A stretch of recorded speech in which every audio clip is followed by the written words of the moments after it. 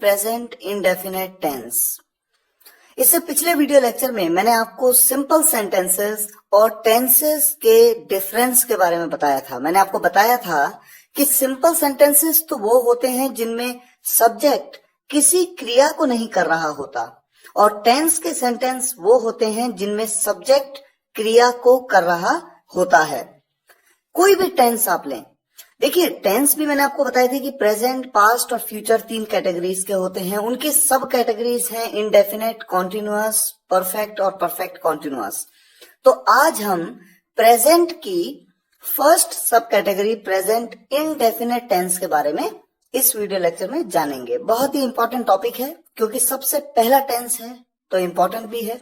आप इसे समझ जाएंगे तो इसके बाद आने वाले सभी वीडियो लेक्चर्स में आपको टेंस को समझने में आसानी होगी।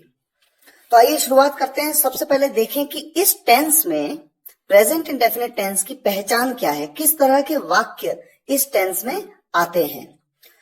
पहचान देखिए, मुख्य क्रिया के साथ ता ते ती का प्रयोग।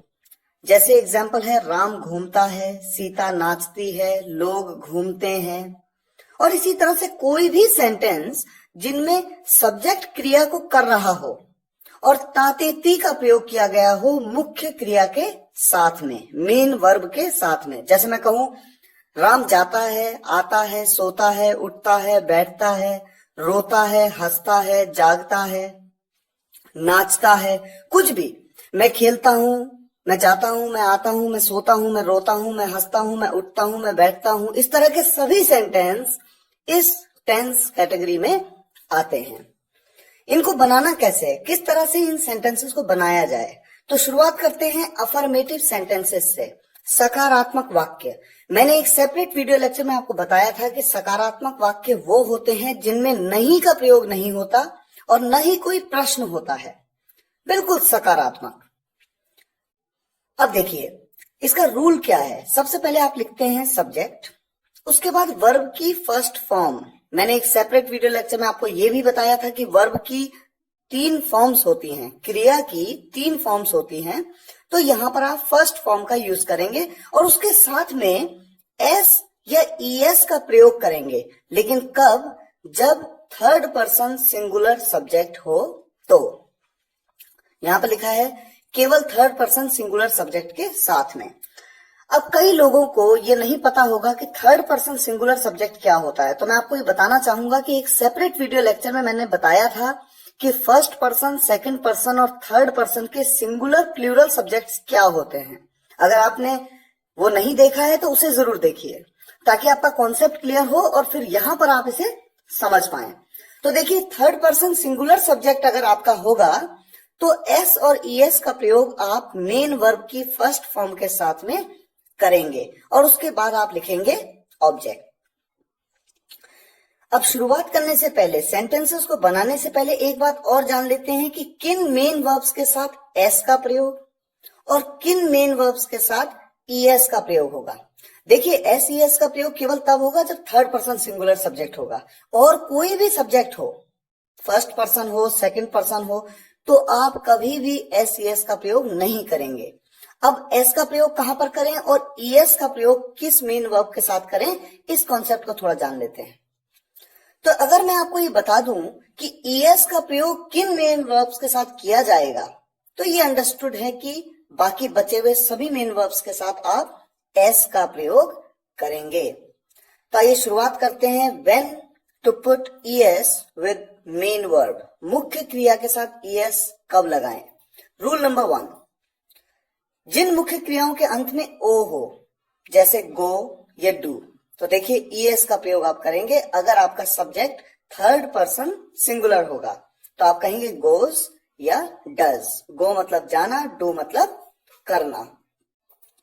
रूल नंबर 2, जिन मुख्य क्रियाओं के अंत में डबल एस या एस एच हो। एग्जाम्पल्स आपके सामने हैं, किस, मिस, पास, पुश, रश। रूल नंबर 3, जिन मुख्य क्रियाओं के अंत में कॉन्सोनेंट प्लस वाई हो। कॉन्सोनेंट मतलब व्यंजन, व्यंजन का अक्षर है और उसके बाद वाई का प्रयोग है। ऐसी मेन वर्ब्स के अंत में आप ईएस का प्रयोग करते हैं, लेकिन थोड़ा सा कॉन्सेप्ट ट्रिकी है। करते क्या है कि y को कन्वर्ट कर देते हैं, y को चेंज कर देते हैं I में, और उसके बाद es। एग्जाम्पल्स हैं आपके सामने, क्राई तो इससे बना क्राइज, मैरी तो इससे बना मैरीज, ट्राई तो इससे बना ट्राइज, और फ्लाई तो इससे बना फ्लाइज। और एक स्पेशल केस, थोड़ा ध्यान रखने वाली बात है, कभी आप कंफ्यूज ना हो कि मेन वर्ब्स जिनके एंड में y है तो आप सोचेंगे कि y को I में कन्वर्ट कर देना है और es लगा देना है, लेकिन हर बार ऐसा नहीं होता।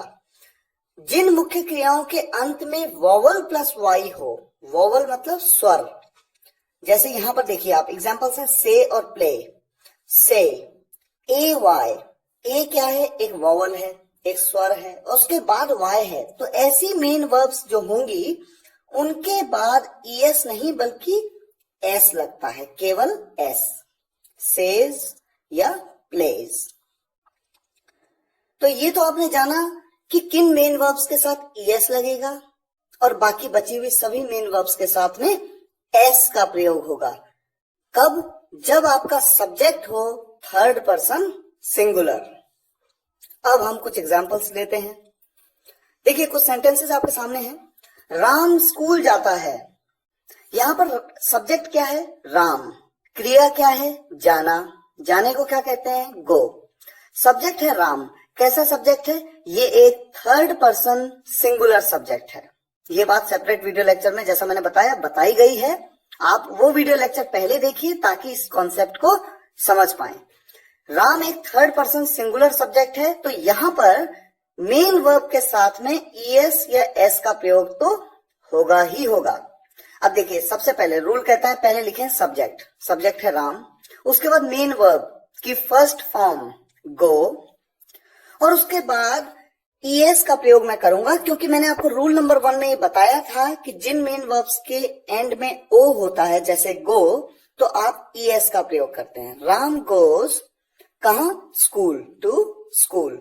अब आप सोचेंगे कि टू का प्रयोग क्यों किया, तो टू एक प्रेपोजिशन है जिसके बारे में सेपरेट वीडियो लेक्चर में मैंने आपको डिटेल में समझाया है। प्रेपोजिशंस चैप्टर में कई प्रेपोजिशंस के बारे में एक एक वीडियो लेक्चर में आपको डिटेल में समझाया गया है। अगर आपको प्रेपोजिशंस क्लियर ना हो तो इन वीडियो लेक्चर्स को जरूर देखिए। मैं पार्क में खेलता हूं, कौन खेलता है, मैं खेलता हूं, सब्जेक्ट कौन है, मैं, आई, और क्रिया क्या है, खेलना, प्ले। अब यहां पर पॉइंट ये है कि आई कैसा सब्जेक्ट है, क्या ये थर्ड पर्सन सिंगुलर सब्जेक्ट है, नहीं, ये फर्स्ट पर्सन सिंगुलर सब्जेक्ट है। ये बात सेपरेट वीडियो लेक्चर में बताई है। आई प्ले कहां, पार्क में, इन द पार्क। बाकी का बचा हुआ पार्ट आपके ऑब्जेक्ट कैटेगरी में आ जाता है। तो सबसे पहले आप लगाते हैं सब्जेक्ट, उसके बाद मेन वर्ब की फर्स्ट फॉर्म, उसके बाद एस ईएस का प्रयोग आप तब करते हैं जब सब्जेक्ट आपका होता है थर्ड पर्सन सिंगुलर। यहां पर सब्जेक्ट है फर्स्ट पर्सन सिंगुलर, इसलिए आपने एस या ईएस के प्रयोग करने के बारे में सोचा ही नहीं। अगला सेंटेंस है अमन घर आता है। सब्जेक्ट है अमन जो कि एक थर्ड पर्सन सिंगुलर सब्जेक्ट है, इसलिए यहां पर मेन वर्ब के साथ में एस का प्रयोग किया गया। अमन कम्स होम। अब बात करते हैं नेगेटिव सेंटेंसेस की, नकारात्मक वाक्य जिनमें नॉट का प्रयोग होता है। तो रूल क्या कहता है, पहले आप लिखेंगे सब्जेक्ट, उसके बाद डज या डू, उसके बाद नॉट, उसके बाद वर्ब की फर्स्ट फॉर्म और उसके बाद ऑब्जेक्ट। अब डज का प्रयोग आप कहां करेंगे, थर्ड पर्सन सिंगुलर सब्जेक्ट के साथ, और बाकी सभी सब्जेक्ट के साथ में डू का प्रयोग करेंगे। तो देखिए एग्जाम्पल, राम स्कूल नहीं जाता है, राम एक थर्ड पर्सन सिंगुलर सब्जेक्ट है, तो आप कहते हैं Ram does not go to school.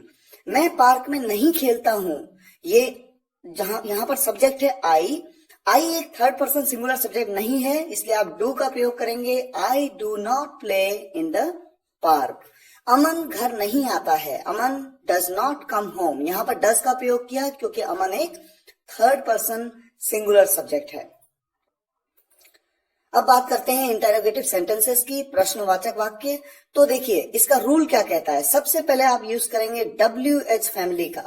WH family के बारे में एक सेपरेट वीडियो लेक्चर में डिटेल में आपको समझाया गया है कि WH फैमिली क्या होती है, कौन से वर्ड्स इसमें आते हैं। थोड़ा रिवीजन के तौर पे मैं आपको बता दूं, जैसे क्यों, कब, कहां, कैसे, किसके साथ, किसके लिए, ये सब WH फैमिली में आते हैं। क्यों को आप वाई कहते हैं, कहाँ को आप वेयर कहते हैं, कैसे को आप हाउ कहते हैं, क्या को आप व्हाट कहते हैं। तो ये सब WH फैमिली के मेंबर्स हैं। WH फैमिली, उसके बाद डज या डू का प्रयोग सब्जेक्ट के अनुसार। अगर सब्जेक्ट थर्ड पर्सन सिंगुलर है तो डज का प्रयोग, अगर कोई और सब्जेक्ट है तो डू का। उसके बाद नॉट का प्रयोग आप तब करते हैं जब इन प्रश्नवाचक वाक्य में नहीं का प्रयोग हो। अगर नहीं का प्रयोग नहीं होगा तो नॉट आप नहीं लगाएंगे, लेकिन अगर नॉट लगाने की जरूरत पड़ी तो हमेशा आप सब्जेक्ट के बाद लगाएंगे। ये इंपॉर्टेंट पॉइंट है। उसके बाद वर्ब की फर्स्ट फॉर्म और उसके बाद ऑब्जेक्ट। एग्जाम्पल देखिए, क्या आप खेलते हैं। अब देखिए यहां पर क्या का प्रयोग है, क्या को व्हाट कहते हैं, लेकिन यहां पर अगर आप दो सेंटेंस देखिए, क्या आप खेलते हो और दूसरा सेंटेंस है आप क्या खेलते हो। पहले सेंटेंस में आपने व्हाट का यूज नहीं किया, दूसरे में आपने WH फैमिली व्हाट का प्रयोग किया। ऐसा क्यों? तो देखिए होता यह है, आप इसे इस तरह से याद रखिए, जब भी किसी प्रश्न का उत्तर आप यस और नो में दे सकते हो तो वहां पर अगर क्या का प्रयोग हुआ तो आप व्हाट का प्रयोग नहीं करेंगे। WH फैमिली वहां पर नहीं आएगी। देखिए पहले एग्जांपल में देखिए, क्या आप खेलते हो, आप आंसर दे सकते हो हाँ या ना, यानी आप कह सकते हो यस या कह सकते हो नो। लेकिन दूसरे सेंटेंस में देखिए, आप क्या खेलते हो, यहां पर बोला क्या खेलते हो, तो आप यस और नो में आंसर नहीं दे सकते, आपको बताना पड़ेगा कि आप क्या खेलते हो। आप क्रिकेट खेलते हो तो आप कहेंगे क्रिकेट, आप फुटबॉल खेलते हो तो आप कहेंगे फुटबॉल। तो जब भी किसी प्रश्न का उत्तर यस और नो में आप दे सकते हो तो समझ जाइए वहां पर WH फैमिली नहीं है।